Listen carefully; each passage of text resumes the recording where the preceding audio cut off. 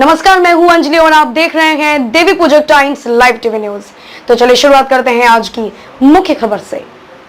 गुजरात में इस वित्तीय वर्ष की पहली छमाही में पैदा हुई कुल बिजली में कच्छ का हिस्सा 41%। कोरोना के बाद इस साल दिवाली की अनोखी चमक है। दिवाली प्रकाश का उत्सव है। इस समय लोग दीपक जलाकर प्रकाश पर्व मनाते थे। अब दिए के साथ बिजली रूपी प्रकाश का श्रृंगार कर दिवाली मनाते हैं।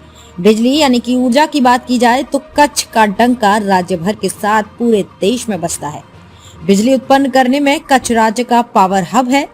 चालू वित्तीय वर्ष 2022-23 के पहले 6 महीने में कोयला, हाइड्रो, न्यूक्लियर आधारित उत्पन्न हुई ऊर्जा में अकेले कच्छ की भागीदारी लगभग 41% होने का स्पष्ट हुआ है।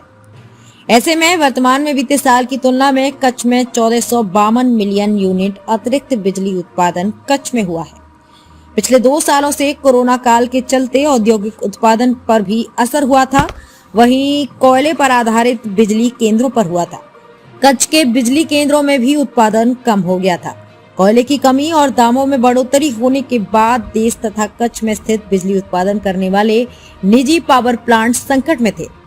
पावर प्लांट आधारित और इसमें भी कोयला आधारित बिजली उत्पादन में कच्छ राज्य का पावर स्टेशन है।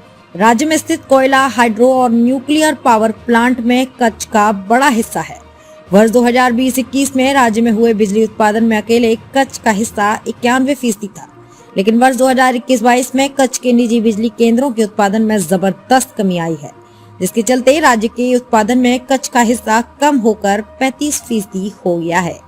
कच्छ में सरकारी और निजी सहित कोयला आधारित बिजली के पावर प्लांट स्थापित हैं।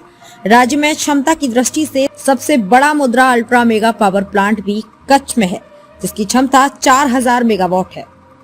वर्ष 2020-21 में राज्य में 1,03,920 मिलियन यूनिट हुआ था बिजली का उत्पादन।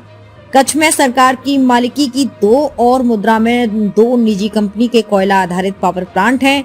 वर्ष 2020-21 में राज्य में 3,920 मिलियन यूनिट बिजली उत्पन्न हुई थी, जिसमें से अकेले कच्छ की बिजली केंद्रों से 53,120.53 मिलियन यूनिट बिजली पैदा हुई थी।